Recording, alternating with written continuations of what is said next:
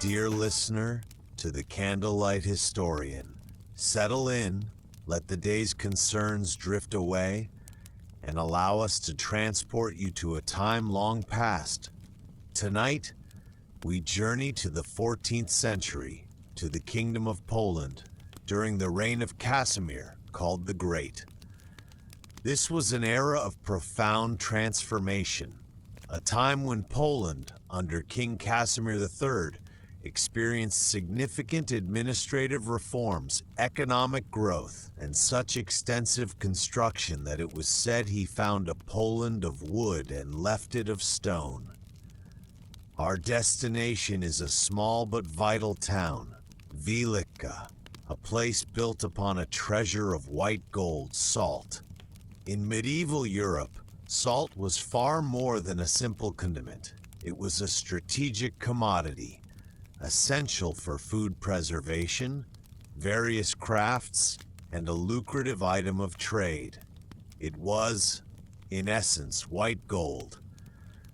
But we are not here to chronicle kings or grand economic shifts alone. Instead, we seek the quieter corners of history, the lives of those whose strength and resilience formed the bedrock of such eras.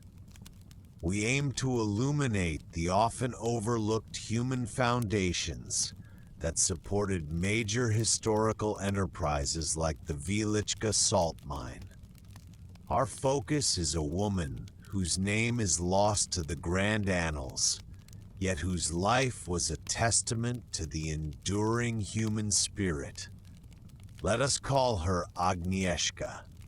She is a salt miner's wife. Her world is the bustling settlement of Wieliczka, perched above a labyrinth of tunnels and chambers carved deep into the earth.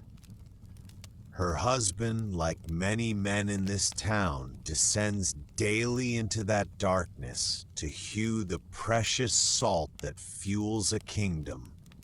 Agnieszka's domain is the world above, her life a quiet rhythm of domesticity, community, and an ever-present awareness of the world below.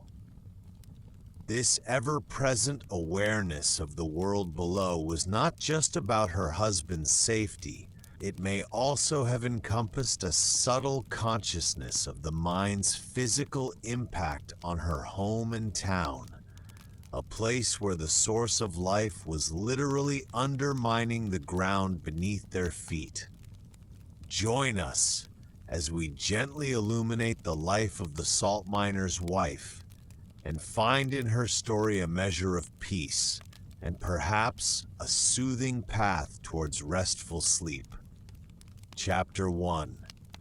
Dawn in Wieliczka, the town awakens. The first light of dawn in 14th century Wieliczka paints the sky in hues of soft gray and rose. It creeps over the wooden rooftops of the town, a settlement that owes its very breath to the salt slumbering beneath its foundations. This is not just any provincial outpost. Wieliczka is a place of consequence, a jewel in the crown of King Casimir the Great. His reign, 1333-1370, was a time of flourishing for Poland, a period of consolidation and growth. The kingdom transformed, built on wise governance, and in no small part on the immense wealth drawn from the Wieliczka salt mine, operational for rock salt since the 13th century. This white gold, as it was known, was more precious than mere seasoning. It preserved food, fueled trade, and, estimates suggest, filled as much as 1/3 of the entire royal treasury during Casimir's reign. With these staggering revenues, King Casimir fortified his realm, expanding and fortifying the Wawel royal castle in Krakow, establishing and supporting the Krakow Academy in 1364, the precursor to the Jagiellonian University, and paying state officials, He demonstrated a keen personal interest in the mine's operation, granting it numerous privileges and formally taking the miners under his royal care. This royal attention culminated in the issuance of the Salt Works Statute in 1368, a comprehensive legal document regulating the mine. The king even founded a hospital specifically for the miners of Wieliczka in 1363, underscoring his direct involvement. Agnieszka's town, which formally transitioned into an urban center when granted municipal rights in 1290 by Duke Przemus II under Franconian law, reflects this royal attention. Under Casimir, Wieliczka underwent significant urban development. It has been laid out with a sense of order. A regular, chessboard-like street pattern converging on a central market square, a hallmark of planned medieval towns. Building plots were delineated using the line, approximately 37.5 meters as a basic unit, with plots typically 2 and 5 rods wide, about 11.5 meters, and 1 line deep. Some of these original plot divisions are so enduring they will influence the town's shape and conservation efforts for centuries to come. Furthermore, Casimir invested in the town's security by commissioning the construction of defensive walls, reportedly equipped with as many as 29 towers, though only one 14th century tower, part of the Saltworks Castle complex, has survived to modern times. This urban setting offered access to a local market, diverse social interactions, and a community identity deeply intertwined with the subterranean world.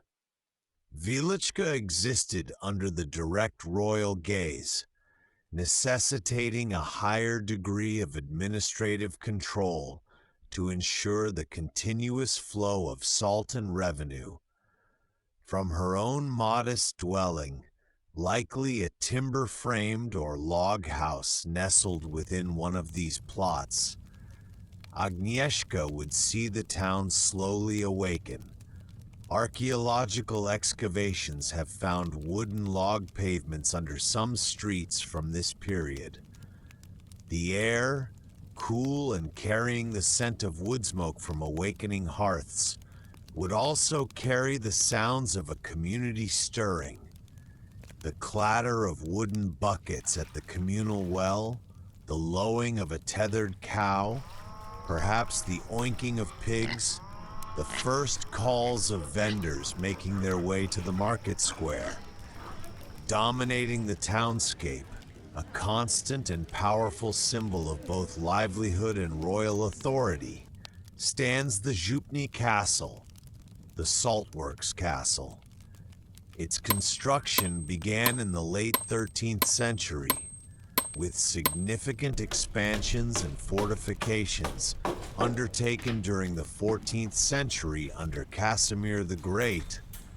This fortified stone and brick structure was the administrative headquarters of the Krakow Saltworks, Żupy Krakowskie, a vast royal undertaking managing the mines in both Wieliczka and nearby Bochnia, along with salt processing facilities, workshops, and warehouses.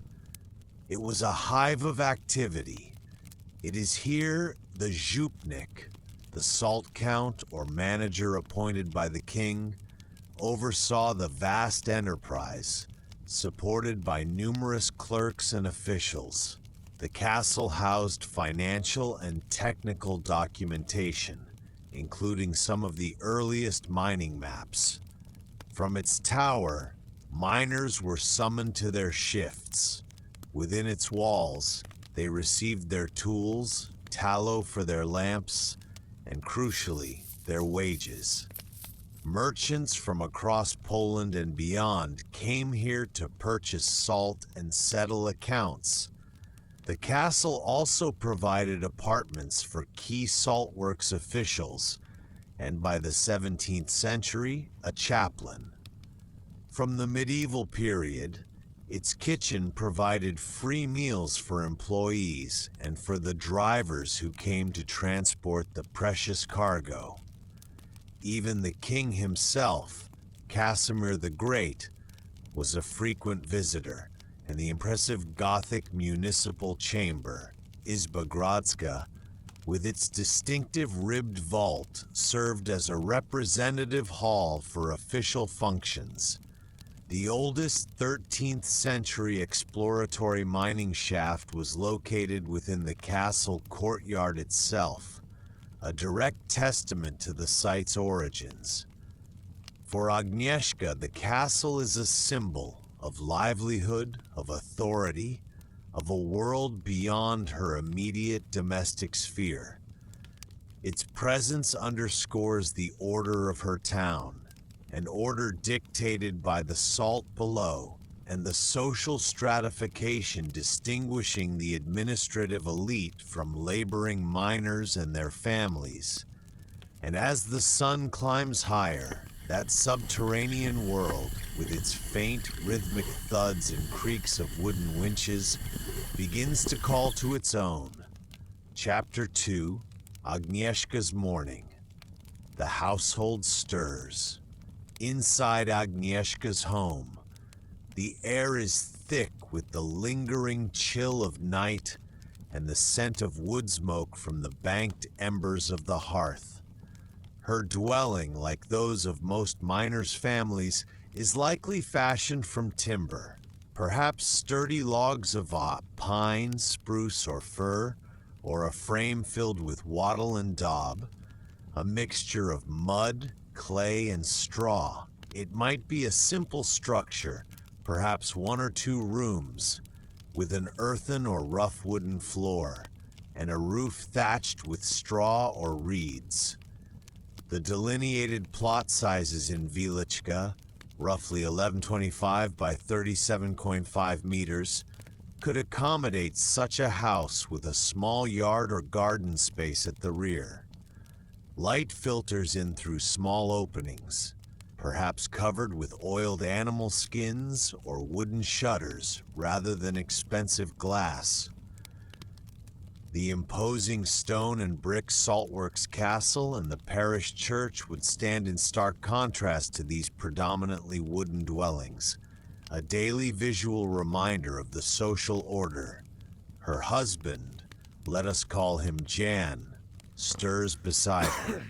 He is one of King Casimir's miners, a man whose labor is both valued and perilous. The Statute of the Krakow Saltworks, promulgated by King Casimir in 1368, has formalized many aspects of his working life.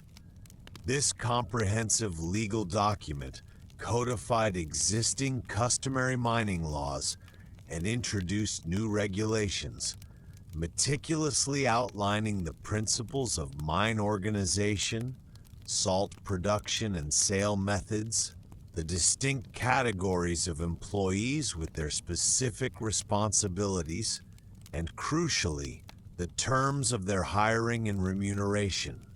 As a royal worker, Jan is under the king's personal protection and care, a status that lent a degree of predictability to his life not common for all medieval workers.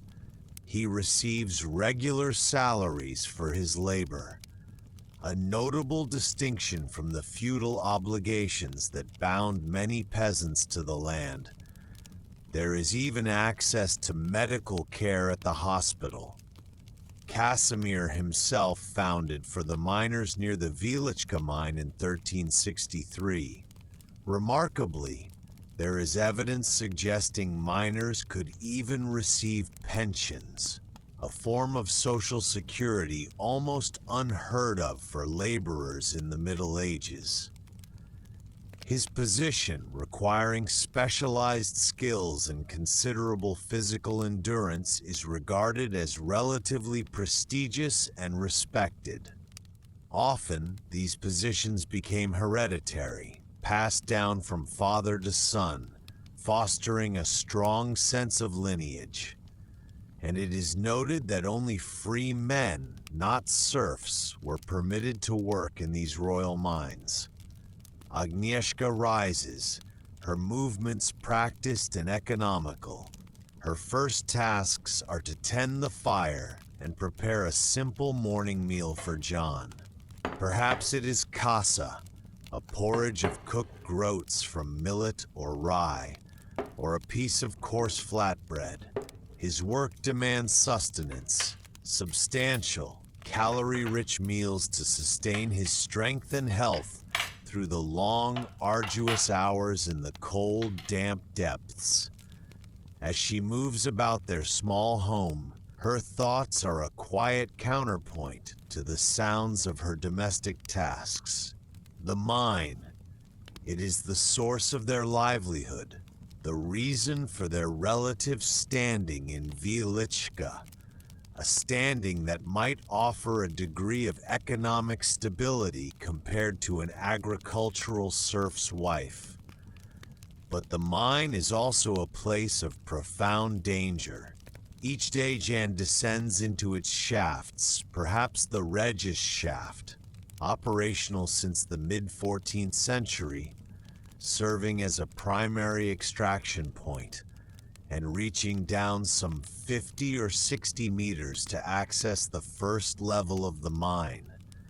He enters a world alien to the sunlit surface. The 14th century mine was a realm of purely human toil. Horses for hoisting at the surface would not appear until the mid-15th century, and their use underground for haulage even later. He works by the dim, flickering light of a small oil lamp, its fuel likely animal tallow. He and his fellow miners use iron pickaxes to hew narrow corridors through the rock salt, searching for viable deposits. Once a rich seam is found, iron wedges are driven into the salt face to break off large blocks. These blocks are then laboriously shaped into massive, roughly cylindrical loaves, called bałwany, which could weigh from 300 kilograms to an astonishing 2 tons. Smaller pieces of salt are also mined and packed into wooden barrels for easier transport. Haulers then carry loose salt in wooden basins or backpacks, or drag barrels on wooden sledges, while the enormous salt loaves are painstakingly rolled using beech wood clubs towards the main shafts.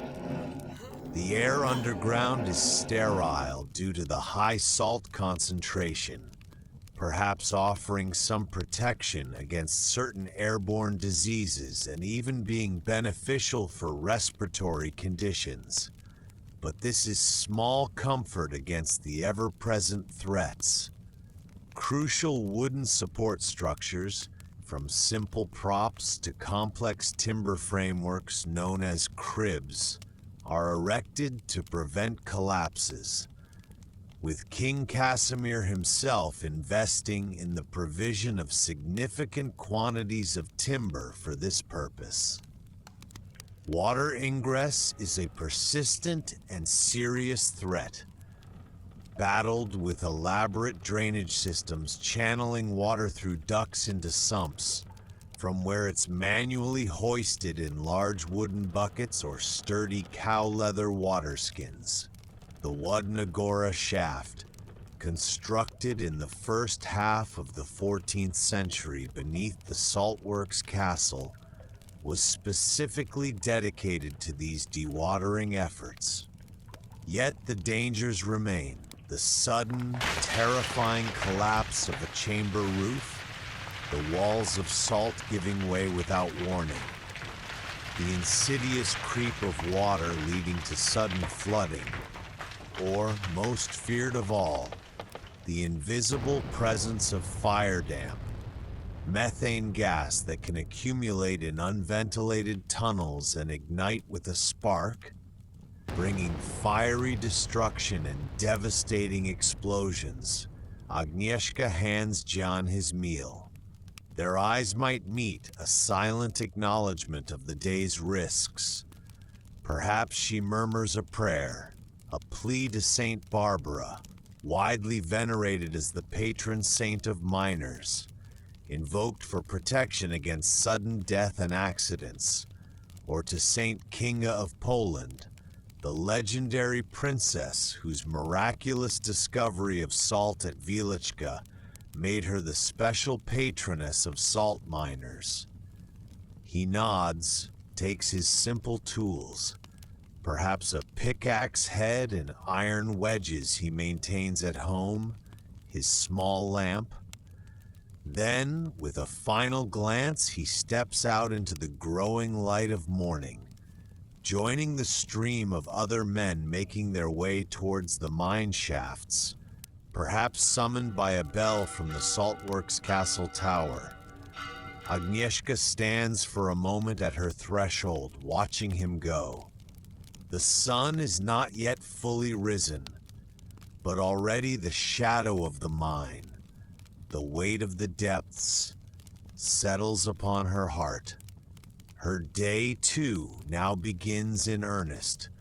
Her quiet strength and necessity in this environment where privilege was perpetually shadowed by peril. Chapter 3. Her daily bread and toil. Managing the household.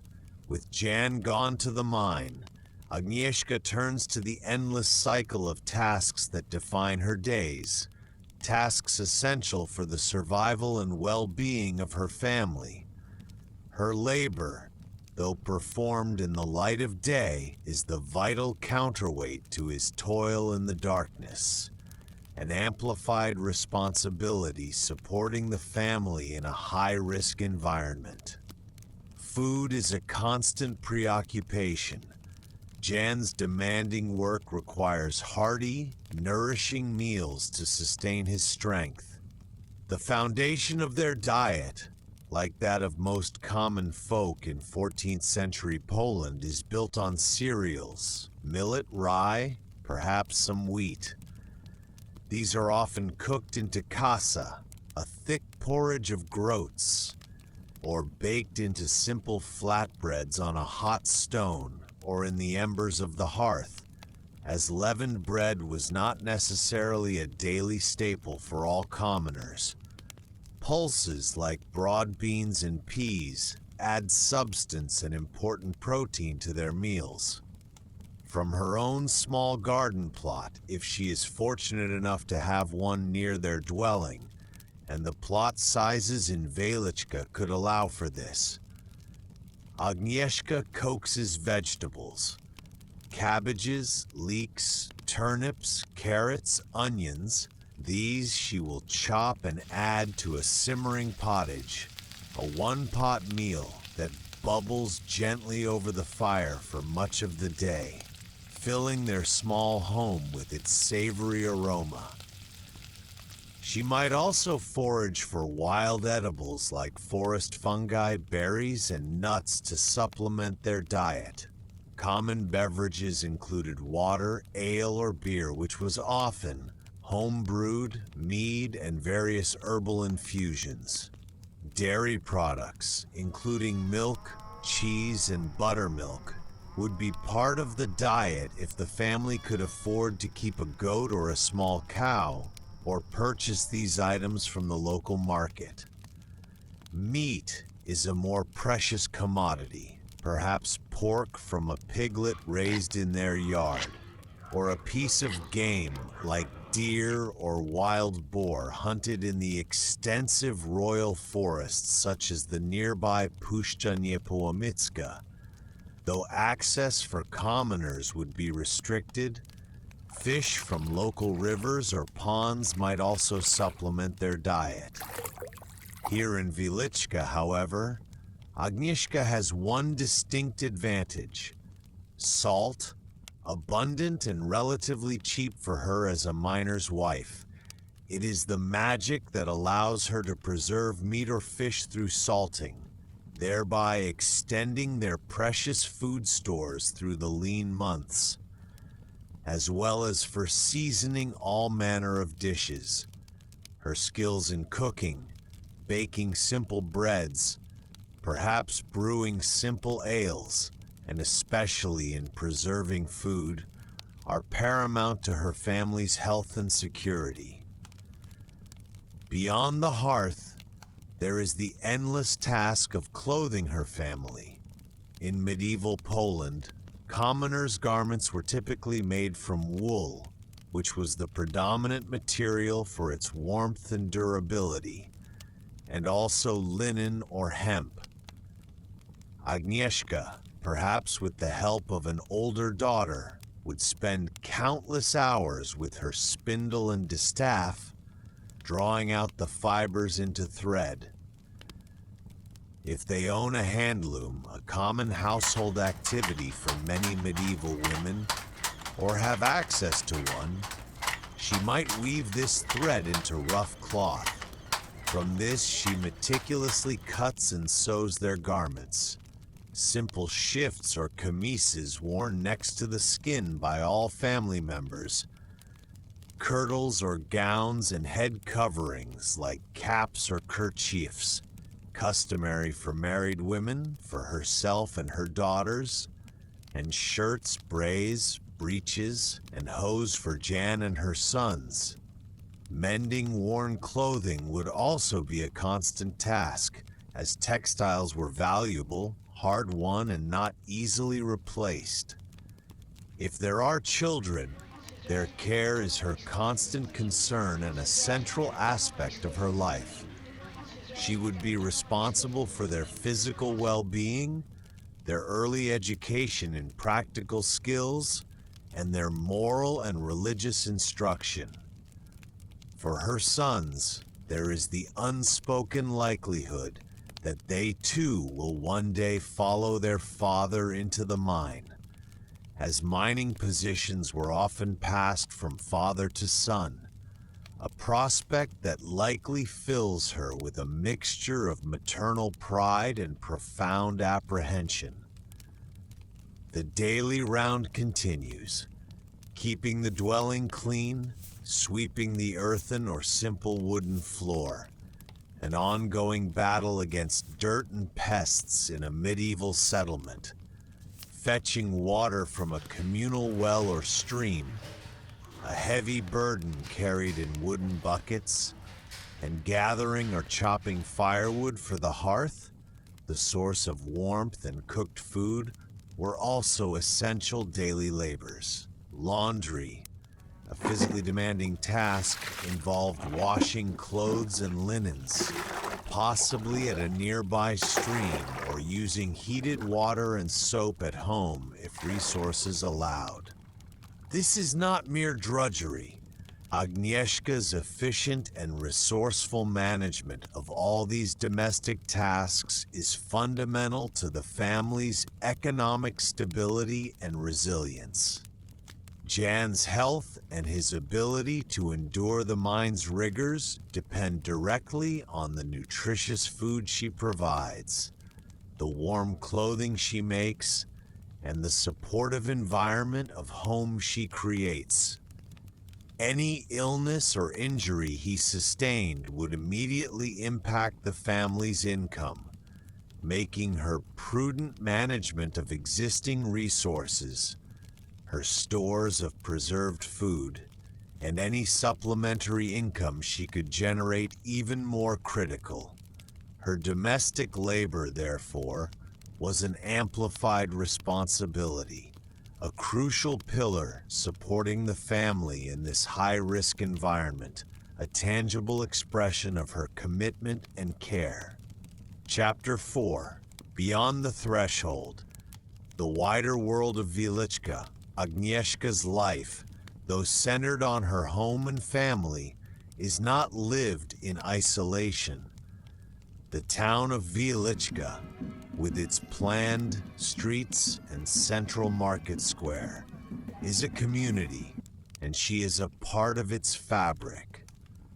Her domestic skills often extend beyond her own threshold, contributing in small but meaningful ways to the household economy, blurring the line between work for the household and work for economic gain. Her garden, if she has one on their plot, might yield more vegetables like cabbages, onions, carrots, and leeks, or herbs for culinary and medicinal purposes than her family can consume. A few extra cabbages, a handful of onions, or some carefully tended herbs, these could be taken to the Wieliczka market. There, amidst the throng of townsfolk and perhaps traders from further afield, she might sell or barter her surplus produce. If her family keeps chickens, a few spare eggs could also find their way to market. Perhaps she raises a goat, and the extra milk can be sold or made into cheese to trade. The care of these small animals typically fell to the women of the household. These small transactions, a few groschen here and there, supplement Jan's wages from the mine, providing a small buffer against uncertainty. Her skills with fiber might also yield a little income. If she is a proficient spinner, she could produce more yarn than her family immediately needs, selling the excess to other women or to merchants in the market. Perhaps she even weaves cloth for sale, if her loom is productive and her skill recognized. In medieval towns, women were often involved in such crafts, particularly textiles, and also food and drink production, like brewing ale for sale. While Jan's work in the mine was exclusively male, Agnieszka's participation, even on a small scale, in the local market economy through her own endeavors, demonstrates her active role beyond that of a mere dependent.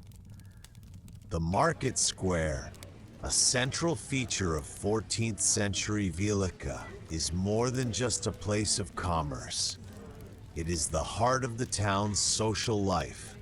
Here, Agnieszka meets other women, wives of miners, artisans, and merchants. News is exchanged.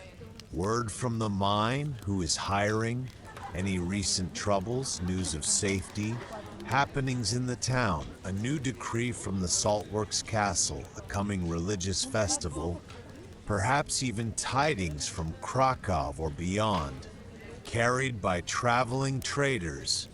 Gossip is shared, laughter rings out, and burdens are lightened through conversation and shared experience.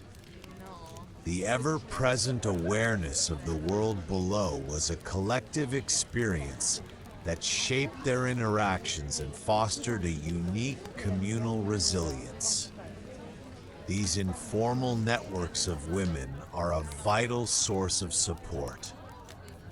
Across medieval Europe, women formed such systems, sharing the burdens and joys of daily life, assisting each other in childbirth and illness, exchanging news and advice, and offering crucial emotional solidarity.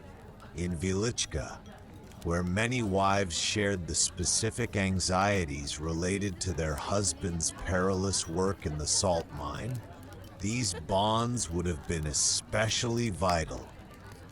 They would have shared news from the mine, offered practical help during times of illness or bereavement, and provided crucial emotional support. Socializing the burden of anxiety. This contrasts with the potentially more isolated existence of women in dispersed agricultural settlements. The shared vigil for the safe return of the men, the collective grief in times of accident, and the mutual understanding of the pressures of managing a mining household would have drawn these women together. The town itself, though dominated by the mine, is not entirely homogeneous. There are artisans serving the community, blacksmiths, coopers, carpenters, perhaps even a tanner or a shoemaker. There is even a Jewish presence in Wieliczka. Indeed, a prominent Jewish banker and financial advisor to King Casimir the Great, Luca was appointed administrator of the royal salt mines in Bochnia and Wieliczka from 1368. While Agnieszka's direct daily interactions with all segments of this diverse community might be limited by social customs of the time, their presence contributes to the complex economic and social fabric of this royal mining town. The dangerous nature of salt mining, with the constant risk of accidents that could leave families bereaved or without their primary earner, would have underscored the importance of this communal interdependence. In a pre-industrial society with limited formal safety nets beyond those provided by entities like the church, mutual support among neighbors and fellow mining families was not merely a matter of custom, but a crucial strategy for survival and emotional well-being. The quiet strength Agnieszka possesses is not forged in isolation. It is nurtured and reflected in the faces and voices of the women around her, each navigating similar joys and fears within this supportive, albeit anxiety-ridden communal environment. Chapter 5. The Weight of the Depths, Agnieszka's Inner World. Beneath the surface of Agnieszka's daily routines, her interactions in the market, her management of the household, lies a constant, deep-seated current of anxiety. It is the weight of the depths, the unspoken fear for John, for any son or kinsman who toils in the salt labyrinth below. Each morning's farewell could be tinged with the fear that it might be the last, each delay in his return a source of mounting dread. The knowledge of the myriad perils lurking below, sudden collapses of galleries or chambers, terrifying fire-damp explosions that could kill or maim, the insidious threat of sudden flooding from groundwater inflow, would have been an unwelcome but constant companion in her thoughts. Historical records do mention geological catastrophes and issues with groundwater throughout the mine's history.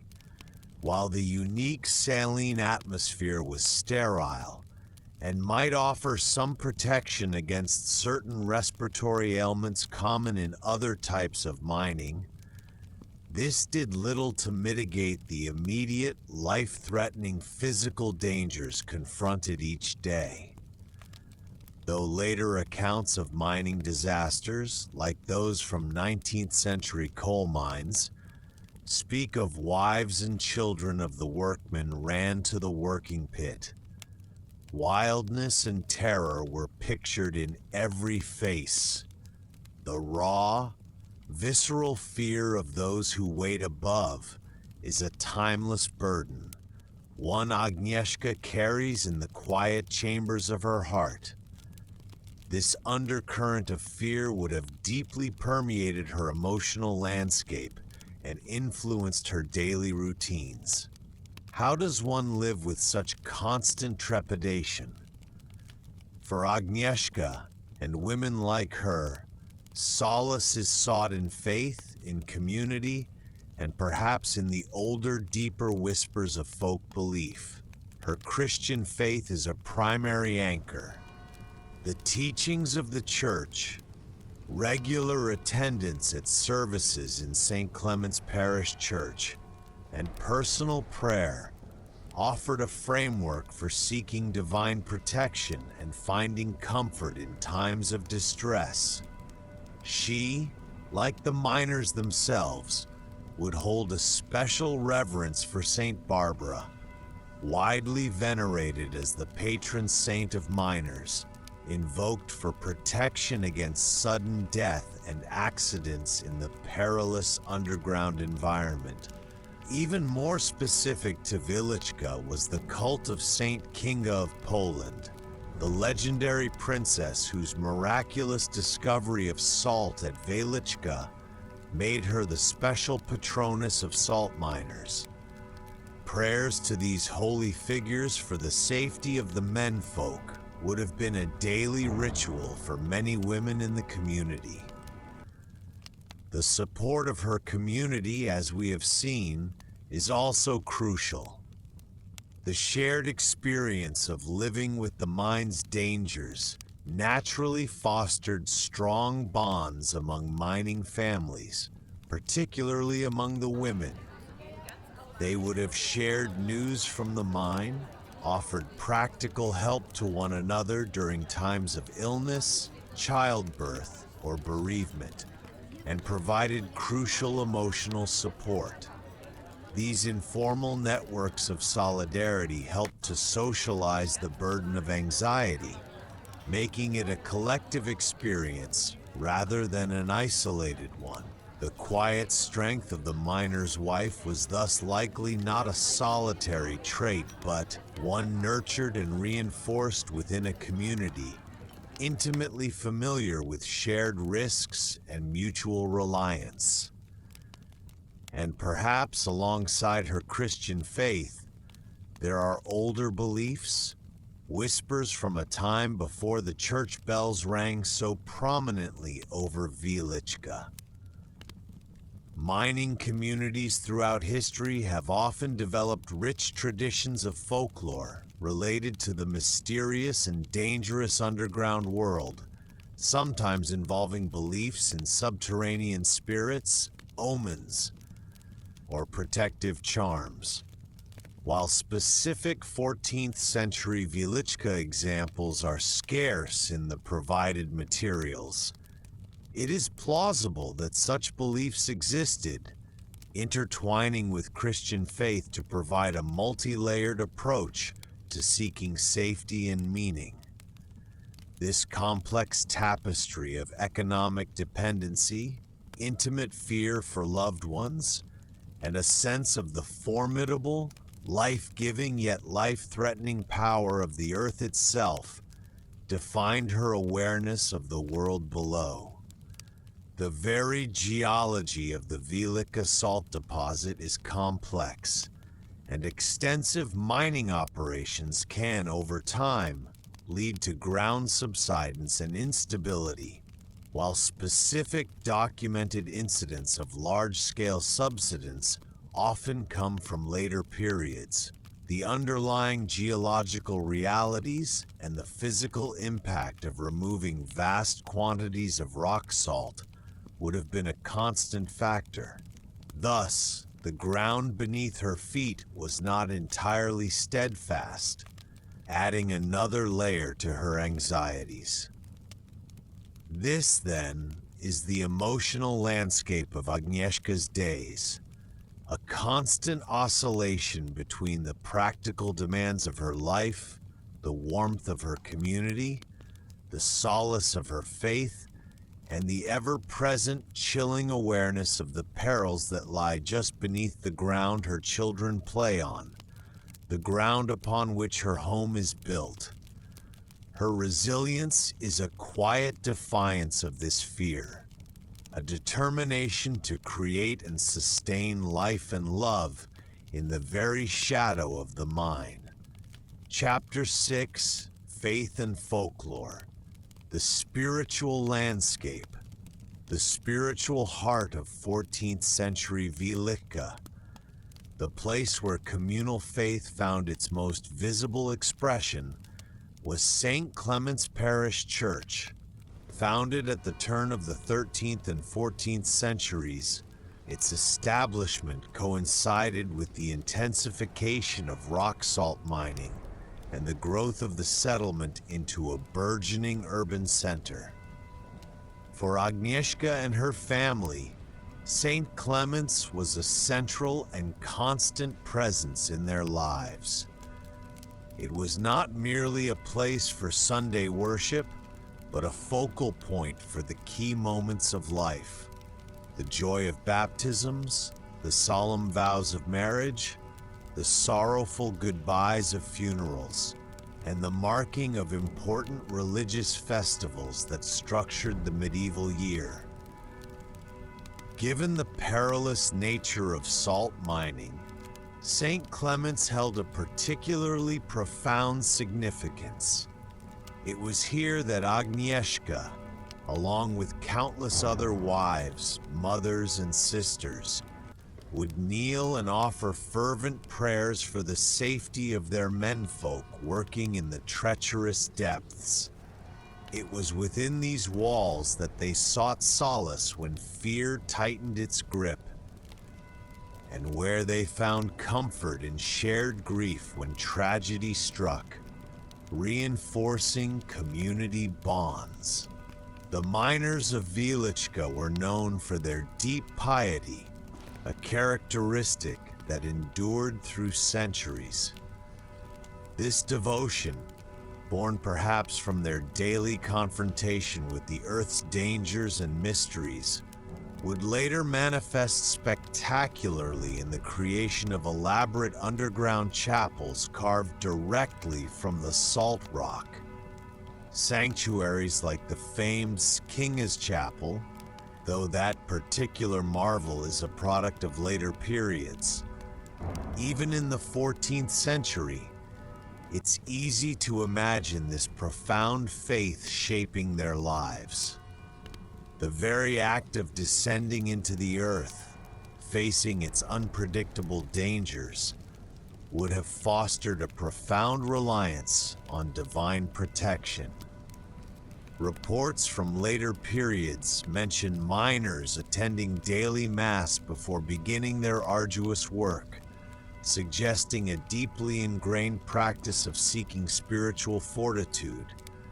This deep-seated religious culture, born in the depths of the mine, would undoubtedly have permeated the lives of their families on the surface.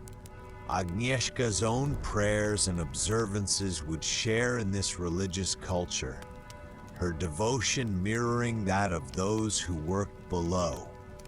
St. Clement's, therefore, stood as a powerful symbol of hope and divine oversight in a world fraught with uncertainty.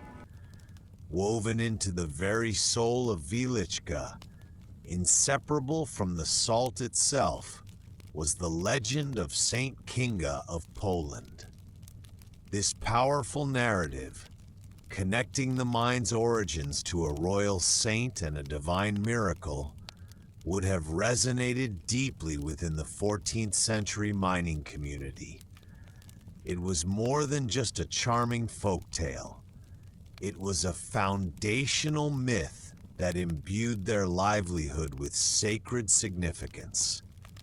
The legend tells of the Hungarian princess Kinga, upon her marriage to Bolesław Fust, Prince of Krakow. As part of her dowry, she asked her father, King Bela IV of Hungary, not for gold or jewels, but for a lump of salt, as salt was a precious commodity in Poland. Her father took her to a salt mine in Máramaros, Hungary, where she famously threw her engagement ring into one of the shafts. Later, upon her arrival in Poland, she instructed miners to dig at a location near Krakow. When they struck rock salt and split open the very first glistening lump, there, nestled within the salt, her ring was miraculously discovered. This event was seen as a divine sign, and Kinga subsequently became the revered patron saint of salt miners in Poland. For Agnieszka, this legend transformed the salt her husband risked his life for. It was not just a mineral, but a gift, miraculously revealed and divinely sanctioned. Kinga represented a powerful heavenly intercessor, a direct link between their daily toil and divine providence. In a community constantly facing the dangers of the mind, the patronage of such a saint offered a profound source of comfort and hope.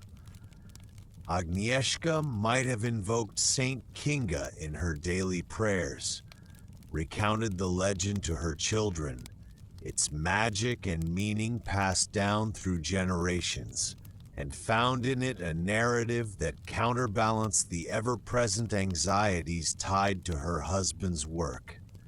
The legend fostered a unique local identity and pride, setting Wieliczka apart and framing its existence within a story of miraculous blessing, a crucial element in the community's collective psychological resilience. And alongside the formal embrace of the church and the potent local legends, there were likely the quieter, more ancient whispers of folk belief. In medieval Europe, Christian teachings often intertwined with older customs and understandings of the natural and supernatural worlds. Such an intermingling was common in medieval popular religion. High-risk occupations, particularly those involving the mysterious and unpredictable forces of nature, such as mining, have historically been fertile ground for the development of unique folklore. Beliefs in subterranean spirits, guardians of the mine, omens, or specific rituals to ensure safety or good fortune are common themes in mining cultures globally. Although specific 14th century Wieliczka mining superstitions are not extensively detailed in the provided sources, general Polish folklore of the medieval period was rich with beliefs in various supernatural entities and practices intended to ward off misfortune or attract good luck. The later carvings of gnomes by miners within the Wieliczka mine hint at a long-standing tradition of acknowledging the otherworldly or folkloric aspects of the underground realm. It's plausible that Agnieszka, in her daily life, participated in, or was at least aware of, certain folk practices or kept small household charms believed to offer protection to Jan or bring good fortune to their home. Perhaps there were specific ways of preparing him for his shift, interpreting dreams or natural signs as omens, or observing certain household rituals on days he worked in the mine. These practices would not necessarily have been seen as contradictory to her Christian faith, but rather as complementary, part of a holistic approach to navigating the uncertainties and dangers of their lives. This blend of formal religion and ingrained folk wisdom would have formed a complex and deeply personal spiritual toolkit for coping and resilience. Chapter 7, The Quiet Strength, Resilience Embodied. The gentle angle we seek in understanding Agnieszka's life, her quiet strength, is not found in grand pronouncements or dramatic acts. It is woven into the very fabric of her everyday existence, in her steadfast management of her household, the nurturing of her family, her contributions to the community, and her unwavering faith in the face of that constant, underlying anxiety. Her resilience was not passive endurance, but an active engagement with the challenges of her world, drawing strength from her faith, her community, and her own inner resources. Her resilience is an active force.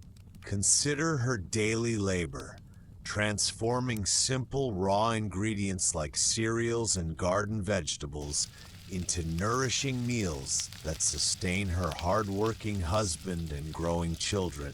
Spinning thread from rough wool or flax hour after hour, then weaving that thread into cloth on a hand loom, and finally with patient stitches, fashioning durable garments, shifts, kirtles, hose, to keep her family warm and protected, tending a small garden, coaxing life from the soil to supplement their table, perhaps even selling a small surplus at market, caring for her children, guiding them, teaching them practical skills and moral values, loving them, maintaining their home, a small sanctuary against the outside world, keeping it clean, ensuring there was fuel for the fire.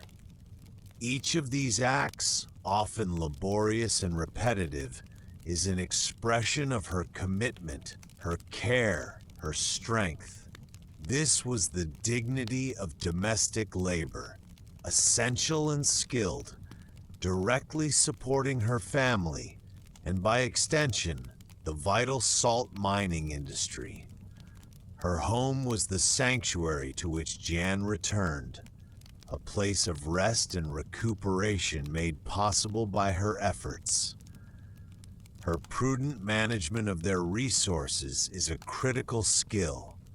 With their income so dependent on Jan's dangerous and unpredictable work, every piece of preserved food, thanks to Wieliczka's salt, every mended garment, every carefully managed resource, mattered deeply.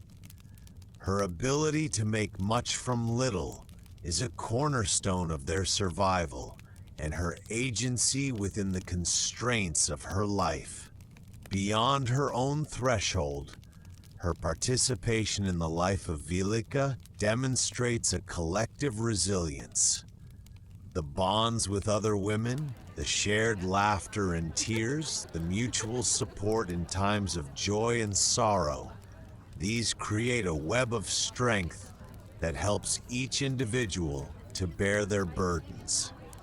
Her small economic contributions, selling surplus from her garden or her spindle, not only aid her family, but also weave her into the town's daily commerce and social exchange, connecting her to the wider social and economic life of the settlement. Her faith, whether expressed in the solemnity of St. Clement's, in quiet prayers to St. Kinga by her own hearth, or in the observance of local traditions passed down through generations, provided an essential source of spiritual and emotional sustenance to live with the constant, gnawing knowledge of the mind's dangers. The ever-present possibility of loss required immense emotional fortitude. Agnieszka's ability to create and maintain a semblance of normalcy, to raise her children with hope, to sustain the loving fabric of her family life amidst such profound and perpetual pressures. This is the very essence of her quiet, enduring strength. You can almost feel the textures of her world, the roughness of homespun linen against the skin, the smoky scent of wood burning in the hearth mixed with herbs hung to dry, the taste of simple kasa or rye bread, and perhaps that ever-present faint salinity in the air of Wieliczka. Imagine the visual, contrasts too, the likely dim, smoky interior of her wooden dwelling illuminated by a tallow lamp or the hearth fire, contrasted with the brighter sunlit market square, or the imposing, enduring stone structure of the Saltworks Castle and the sacred space of St. Clement's Church. Her evenings might be filled with an oral culture of stories and songs, the legend of St. Kinga recounted yet again, local folk tales about the mine spirits, or the creatures of the nearby Wieliczka forest, lullabies sung softly to her children, or hymns and chants learned at church. Perhaps the sound of simple, homemade medieval Polish folk instruments like fiddles or zithers could occasionally be heard. Her life, like the lives of countless women whose names are not recorded in the grand chronicles of history, offers a powerful narrative of human resilience. It is a testament to the vital, often unseen role women played in supporting not only their families, but also the unique and demanding industries, like the Wieliczka salt mine, that shaped their world and the fortunes of kingdoms. This focus on the domestic and female experience offers a valuable counter-narrative to traditional histories that often prioritize only political events or the actions of prominent men. Chapter 8, Evening Falls, The Return and the Lingering Echoes. As the day draws to a close and the shadows lengthen across Wieliczka, a familiar tension begins to build in Agnieszka's heart.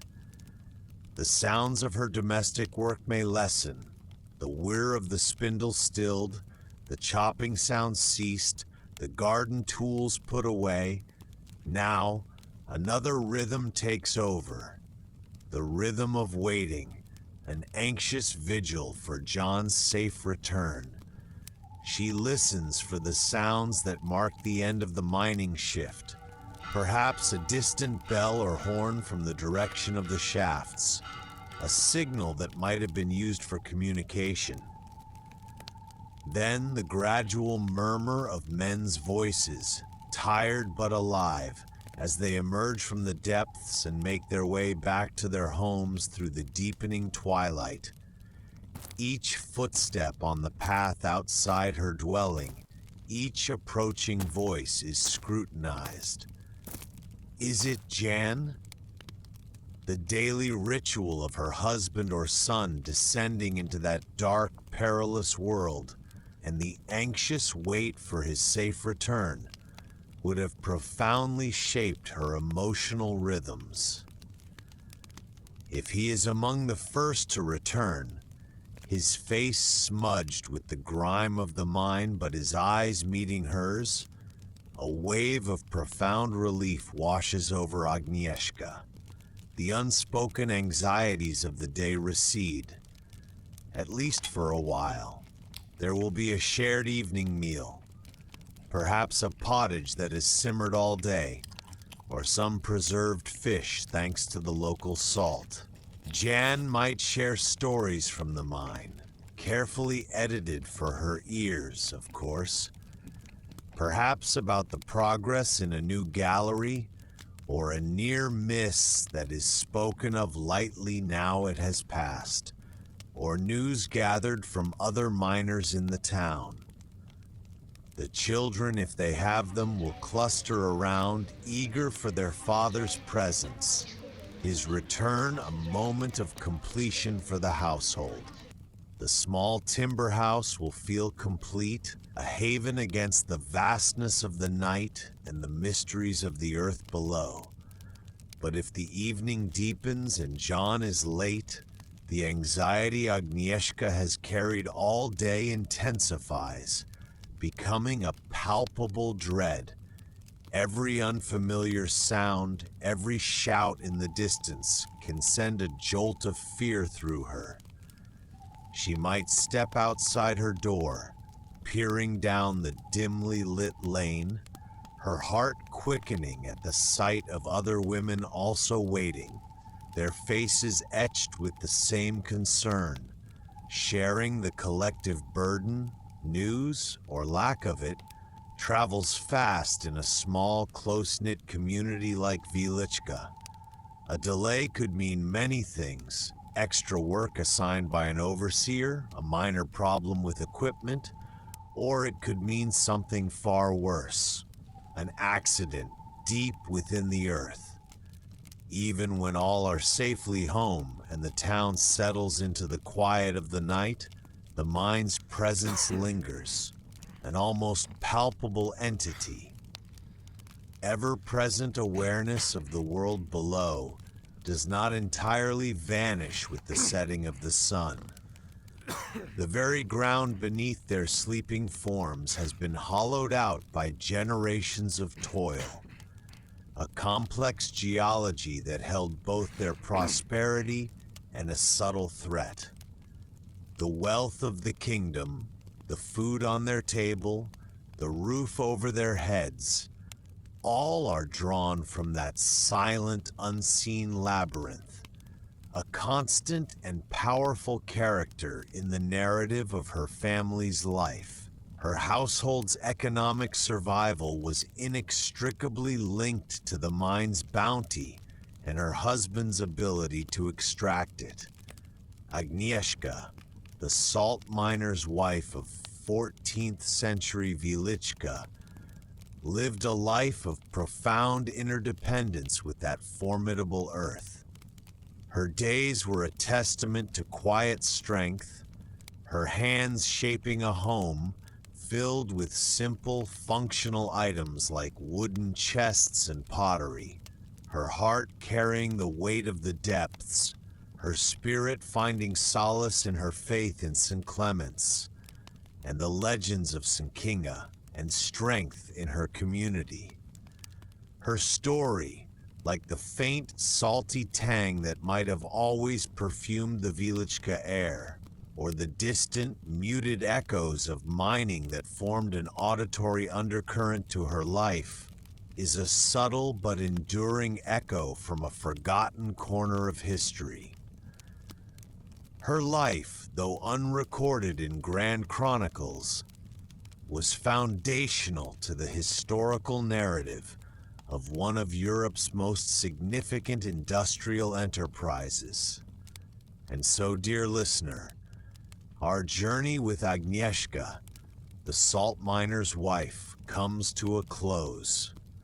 We hope that in walking through her days, in sensing the rhythms of her life above the salt labyrinth, in hearing the village symphony of market chatter, animal sounds, and craftsmen at work, contrasted with the muted echoes from below, you have found a measure of peace, a moment of quiet reflection. The lives of ordinary people like Agnieszka are the threads from which the grand tapestry of history is truly woven. Their quiet strength, their daily acts of love and labor, their management of households providing nutritious food and warm clothing, their enduring resilience in the face of hardship and anxiety. These are the stories that often go unsung, yet they resonate with a profound humanity. The greatness of King Casimir's reign and the wealth generated by white gold were built not only on royal decrees and industrial organization, but also on the daily, quiet, and resilient labor of countless individuals, including the women who managed the households above the salt labyrinth. Thank you for joining us at the Candlelight Historian. May your night be filled with restful dreams, and may the gentle echoes of the past bring you comfort. Until next time, sleep well.